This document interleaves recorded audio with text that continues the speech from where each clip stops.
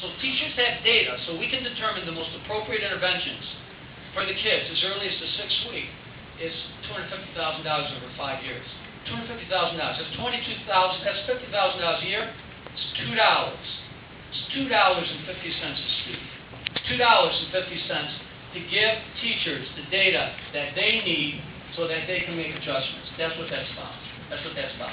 So the point is, we're pleased, to say the least, that we now have an accurate assessment. Because remember, the state tests one grade at the high school level. So we don't know how good our 9th graders are doing. Or for that matter, those juniors who are about to enter their senior year, and probably, if they're lucky enough to graduate, 74% of them are going to have to take remedial courses because they're going to fail the active placer. So it would be good to know how far those juniors are before they hit their senior year, don't you think? So the bottom line here is, if you think these reforms are what they are. And, I want to make one final comment. I've been superintendent for a long time. I was invited here by Stephen Pryor to take on this job. And let me dispel a rumor. Stephen Pryor volunteered in Haiti, okay? If somebody said that, he got a contract from me. I didn't know I was in a position in Haiti to give anybody contracts. But Stephen took, I think, 12 trips to Haiti. And I think he spent an enormous amount of time in New Orleans, pre-Katrina, prior to my arrival. Of course, I've been in Haiti on 60 trips, 2 hospitalizations. But at the end of the day, Stefan, invited us here because he really felt that the state wanted to support the Bridgeport schools by providing them with the resources, both human and financial, to give the schools a running start. It would be really easy to just write off the schools and just take 23 of them and run them forever. But he wanted to keep the system intact, and he wanted to give the system an opportunity to become stabilized. And that's what we've done in 6 months, closing the $12 million budget hole. That's what we've done in 6 months, standardizing the curriculum and putting an unprecedented volume of curriculum instructional materials into the schools. That's what we've done in 6 months, actually getting universities to reconsider providing the partnerships that we need. That's what we've done in 6 months, raising a lot of private money. Look, anybody who thinks that they can invest in education and make a profit, I'll tell you, they've got to be. They can't have their heads on straight if they think that this is a money-making operation. Trust me, it's not. But the bottom line is, this system is going to be transformed because I don't believe the public's going to win back. And last time I looked, isn't the board returning to local control in September? I think they are. At least the last time I looked, right? So you would think that you guys were going to be here for the next 10 years, for crying out loud. I mean, September, that's it. So I've taken some liberties with my report. I will make one final comment. The bottom line is, I've been superintendent for now 17 years. I've never had a year when test scores didn't go up. And how 12 years after Chicago, people are asking me about Chicago 12 years later. Incidentally, does anybody remember that I was actually succeeded by a man who was appointed by Barack Obama to the U.S. Education Secretary, Ernie Duncan, last time I looked?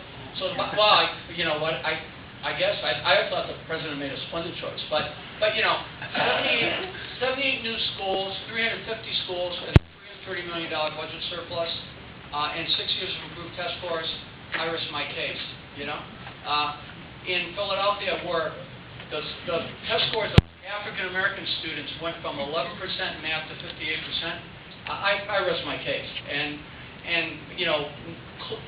eliminating the achievement gap between the state for African American students and between African American students statewide in New Orleans, and wiping out the gap on the graduation rate in 4 years and having test score increases at 6 times the rate of the state increases. That record speaks for itself. But there are, I think I've counted them, there are 14 superintendents who, at one time or another, have worked for me. And Milwaukee, St. Louis, Rockford, Minneapolis, St. Paul, Providence, and you can go on, and obviously the U.S. Department of Education.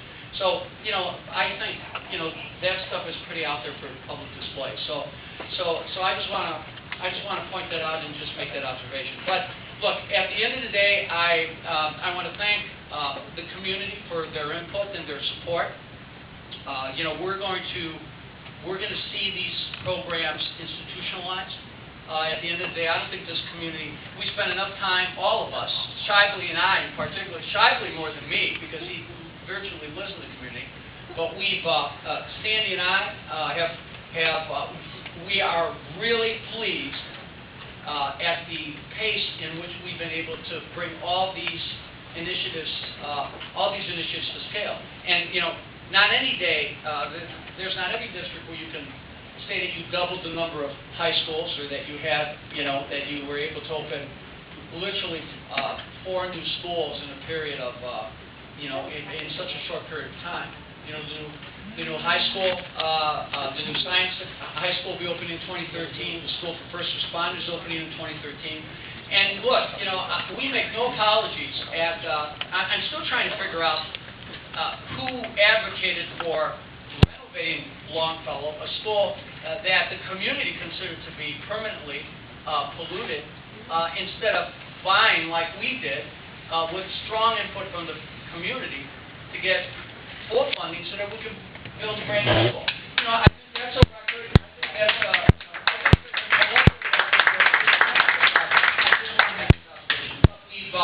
As you know, in about a week we start one of our larger summer school programs. We hope all 5,000 will show up. Next year we'll be able to use a little more leverage. But I just wanted to just make this observation. I do want to make one more comment, because Grandma Carol mentioned it. We are working really closely with the Lighthouse program to coordinate our efforts more effectively. What we want is we want to expand our enrichment and extracurricular activities, but the Lighthouse, while it's heavy primary grades, it's light middle grades.